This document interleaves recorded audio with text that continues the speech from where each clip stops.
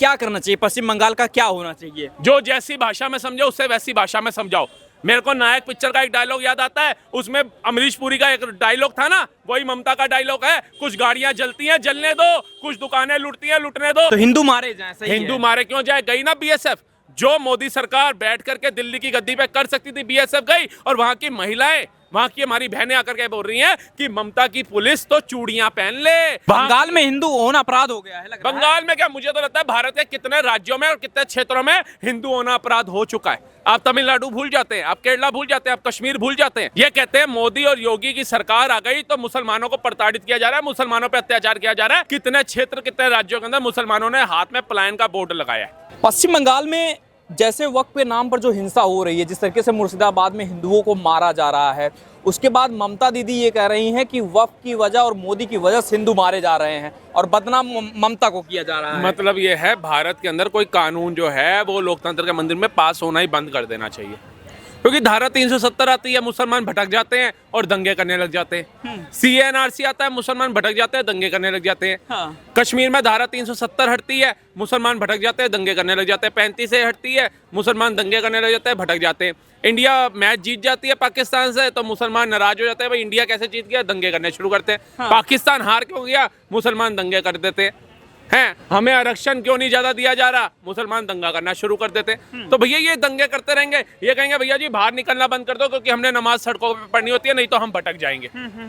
तो इनको भटकने नहीं देना है तो भैया घरों में कैद होना शुरू कर दो, घरों से बाहर निकलना बंद कर दो, क्योंकि भैया ये तो भटक जाते हैं। हाँ। और ये भटक जाते हैं तो देश को जला देते हैं। हाँ।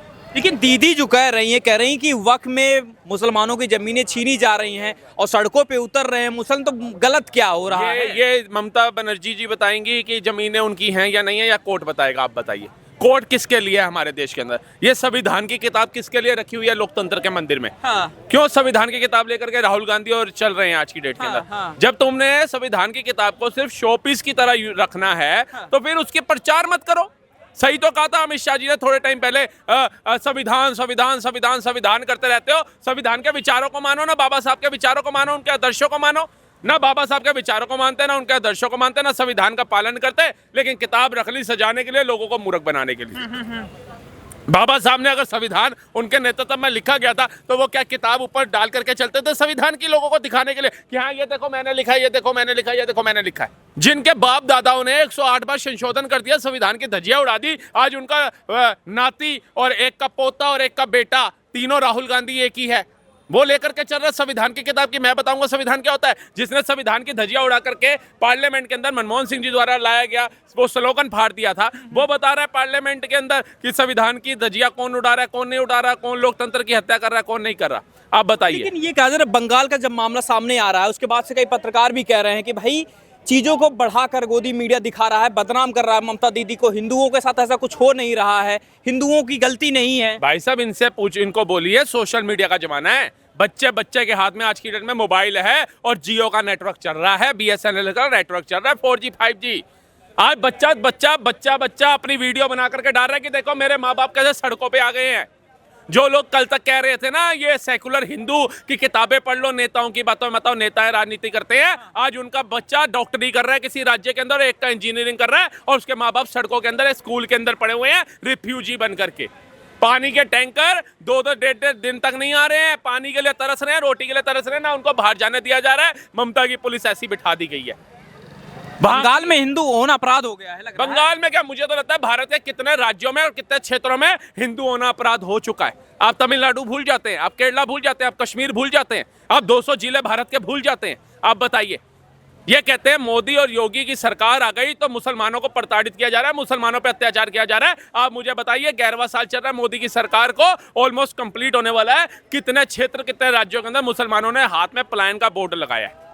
कितने मुसलमानों ने अपना क्षेत्र छोड़ा, अपना घर छोड़ा है? हिंदुओं के 100 एग्जाम्पल दे दूंगा मैं आपको, 100 एग्जाम्पल दे दूंगा, कम नहीं है, उंगलियों में गिनती खत्म हो जाएगी आपकी। तो मोदी जी क्यों बैठे हैं पश्चिम बंगाल में? तो यही सवाल हो रहा है। अगर चलिए ममता जी कुछ भी कर रही हैं, हिंदुओं के साथ अन्याय कर रही हैं या बचा नहीं रही हैं, मसीहा नहीं बन रही, मोदी जी तो हिंदुओं के मसीहा बनते हैं, वोट तो मिलता है ना मोदी जी को। मोदी जी कुछ नहीं कर रहे हैं, वो भी चाह रहे हैं कि वोट मिले तभी हम कुछ करेंगे। पश्चिम बंगाल में मरते हैं हिंदू तो मरने दें। एक बात है, दिल्ली में तो वोट मिला ना, ब्रह्मपुरी में क्या हुआ?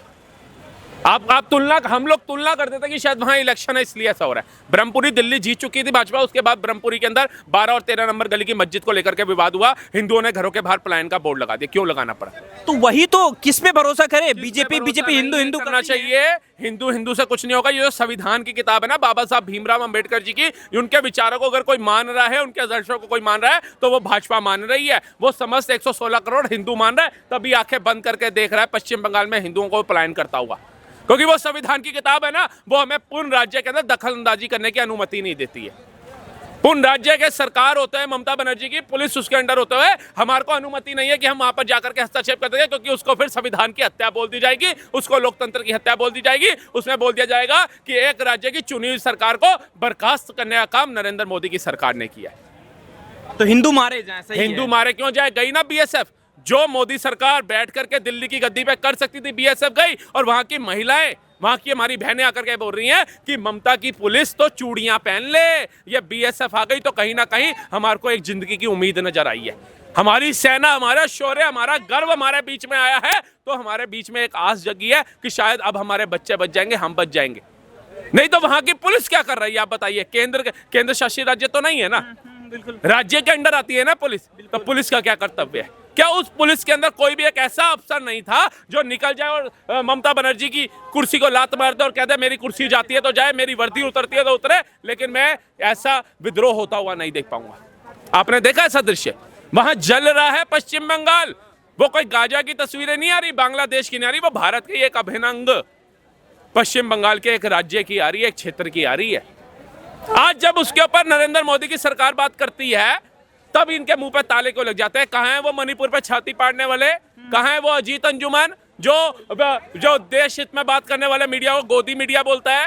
कहां है वो रवीश कुमार? कहां है वो बरखा दत्त? कहां है वो ध्रुव राठी? पूछिए कहां है वो राहुल गांधी? कहां है वो फिलिस्तीन का बैग लाने वाली हमारी प्रियंका गांधी? कहां है वो अखिलेश यादव? कहां है वो केजरीवाल जो छातियां पीटते थे? आज उनको इन हिंदुओं का दर्द नहीं नजर आ रहा। आप बताइए, अगर दिल्ली में बैठे हुए हमें दर्द हो रहा है कि हाँ उनके साथ गलत हो रहा है, तो क्या इन विपक्षियों की आवाज नहीं निकलनी चाहिए? हाँ।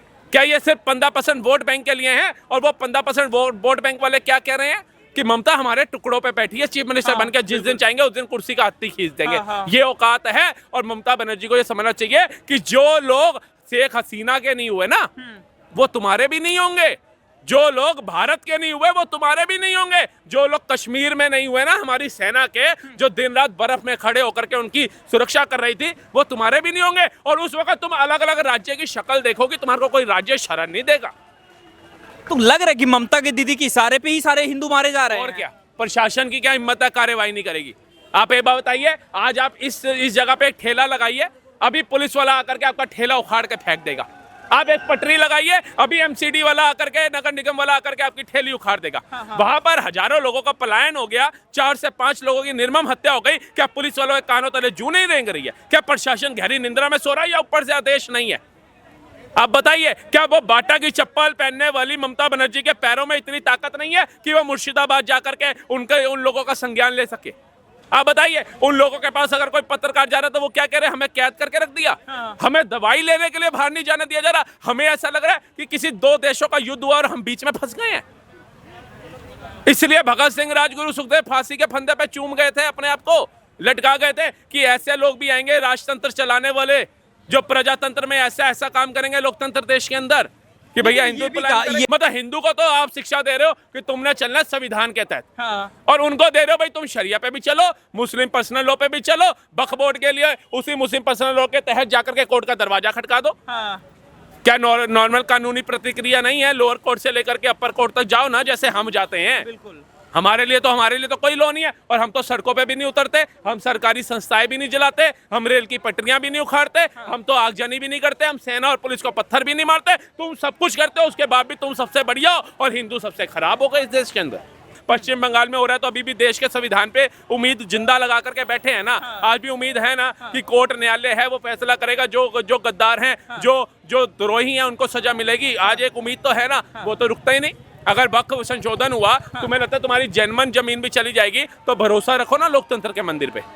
काहे नहीं रखते हो? वो तो वही कह रहे हैं, मुसलमानों की जमीन है, मुसलमानों के लिए है, उसमें सरकार का क्या काम है? उनकी जमीनें हैं, उनको रहने तो दो। 20-25 वो साल decide पुराने करेंगे। पेपर दिखाओ ना यूसीसी एनआरसी के, तब तो तुम्हारे पेपर बकरी खा जाती है, तब तो तुम्हारे पेपर जो है वो बाढ़ में बह गए थे। लेकिन 76 साल पहले जो मुसलमान पाकिस्तान गया वो पेपर संभाल के रखे तुमने। जो मुगल 800 साल पहले चले गए वो बता गए थे तुम्हारे को कि भैया जी इस जगह पे उस जगह पे हमने जमीन वक्त करी थी तुम्हारी। ये किसको मूर्ख बनाने का काम किया जा रहा है बताइए? क्या करना चाहिए? पश्चिम बंगाल का क्या होना चाहिए? जो जैसी भाषा में समझो उससे वैसी भाषा में समझाओ। मेरे को नायक पिक्चर का एक डायलॉग याद आता है, उसमें अमरीश पुरी का एक डायलॉग था ना, वही ममता का डायलॉग है, कुछ गाड़ियां जलती हैं जलने दो, कुछ दुकानें लुटती हैं लुटने दो, इसके बाद हम एक कमेटी बनाएंगे, 2-4 को जेल में डालेंगे, मामला रफा दफा कर देंगे, क्योंकि इनमें कुछ पार्टी के मेरी बंदे हैं। बकबोर्ड जो तेरा घर भी लूट सकता था, कल आकर के तेरे घर पे भी उंगली रखता ना, तुझे घर खाली करना पड़ता। तुझे कोई थप्पड़ मार दे, तू लोअर कोर्ट में वकील अपॉइंट नहीं कर सकता, कहां से लाएगा इतना पैसा? उनके लिए तो कपिल सिब्बल जैसे वकील खड़े हैं नहीं खड़े हैं? आप जाइए ना, कहां से आते हैं ये वकील? कौन है? वक्फ बोर्ड के लिए रात को 2:02 पे लोकतंत्र के मंदिर के अंदर ऐतिहासिक फैसला लिया जाता है, और 2:28 पे राज्यसभा के अंदर ऐतिहासिक फैसला लिया जाता है, तो इनके नीचे से दरी खिसक जाती है विपक्षियों की। ये कहते हैं जो सुप्रीम कोर्ट बिक गया था, जो ईडी बिक गया था, उस पर अचानक विश्वास जाग जाता है और कहते हैं हम सुप्रीम कोर्ट का दरवाजा खटखटाएंगे। आज गए ना, फटकार लगी ना इनको। वो भी मेहता थे जिन्होंने फटकार लगाई है, मैं भी मेहता हूँ। याद रखना, मेहता हूँ, देश के लिए है। आप दीदी को फटकार लगा दीदी मैं कहता हूँ दीदी, तो उसको बोलना बंद कर दो। एक पूतना थी, नाम सुना था? हम बचपन में देखते थे, श्री कृष्णा सीरियल आता था डीडी नेशनल पे, वो पूतना का काम कर रही है। और इसकी हालत फिर बता रहा हूँ, इसकी हालत हसीना शेख वाली होगी। उसको तो मोदी जी ने शरण दे दी थी, इसको कोई राज्य शरण नहीं देगा। मुसलमान तो मसीहा मानते हैं दीदी को। मुसलमान मसीहा मानते हैं। वो कश्मीर के सगे नहीं हुए, वो भारत के सगे नहीं हुए, वो सेना के सगे नहीं हुए, वो सीरिया के सगे नहीं हुए, वो इजराइल के सगे नहीं हुए, पाकिस्तान के सगे नहीं हुए, वो बांग्लादेश हसीना शेख के सगे नहीं हुए, जिसने बांग्लादेश को उन चुनौतियों पे ऊपर ले गई थी। उसको भगा दिया ना, वो साड़ी छोड़िए, एक रुमाल तक उठा के नहीं लाने दिया उसको। वहां की सेना कहती है 45 मिनट है मैडम, निकल लो यहाँ से, बात कर लो कौन सा देश आपको शरण दे रहा है। ये तो हमारे में कहा जाता है ना, नारी सम्मान अतिथि देवो भव, उसके कारण आई है हसीना शेख यहाँ पे। इसको कौन शरण देगा? पूछना, बांग्लादेशी शरण देंगे? बड़े बांग्लादेशी घुसाए ना भारत के अंदर। म्यांमार शरण देगा, बर्मा शरण देगा? पूछिए, मुंह उठा करके तुम्हें भारत के किसी राज्य में जाना पड़ेगा कि माफ कर दो गलती हो गई, आमी गलती छो। उस समय पूरी बांग्ला बाहर आएगी इनकी। माफ करेंगे? एक बात बताओ जी, आपका पूरा परिवार काट दूंगा, मुझे माफ करोगे? मैं तो कहता हूं ये संविधान ने हमारे हाथ काट रखे, क्योंकि हमारे पीछे हमारा परिवार है। नहीं तो जो योद्धा हमारे भाई कहीं देखे होंगे आपने, जो अकबर बाबर का नाम मिटाने की हिम्मत रखते हैं, परिवार उनका भी है, पीछे। लेकिन कहीं ना कहीं दिल में जज्बा है कि जिन महाराणा प्रताप ने अपने प्राणों की आहुति दे दी, जिस पृथ्वीराज सिंह चौहान ने अपनी आहुति दे दी, जिस राणा संगा जी ने आहुति दे दी, हम उनकी आहुति भूल जाएंगे? वो जमीनी स्तर के योद्धा हैं, हम बोल करके योद्धा बने हैं, बस फर्क कितना है। इसलिए उनको सैल्यूट करते हैं। मुझे दिखे गुलाब से भी महंगा अगर कोई फूल आता हो वो पहनाएंगे ना, क्यों नहीं पहनाएंगे? उनके ऊपर तो आप मुकदमे लगा देते हो। कौन से एक्ट है, कौन सी धारे ढूंढ के लगाई जाती है। लेकिन पश्चिम बंगाल में जो पलायन करा रहे हैं, उन मुसलमानों को कब ढूंढ करके आप उनके ऊपर धाराएं लगाएंगे, उन पे एक्ट लगाएंगे? बताइए ना। मतलब उनके लिए अलग संविधान है, इनके लिए अलग संविधान है। उनके लिए अलग तरीके से राज्य चलेगा, इनके लिए अलग तरीके से राज्य चलेगा। तो ये दोहरी मानसिकता जो है ना, वो कहीं ना कहीं बदलनी पड़ेगी सरकार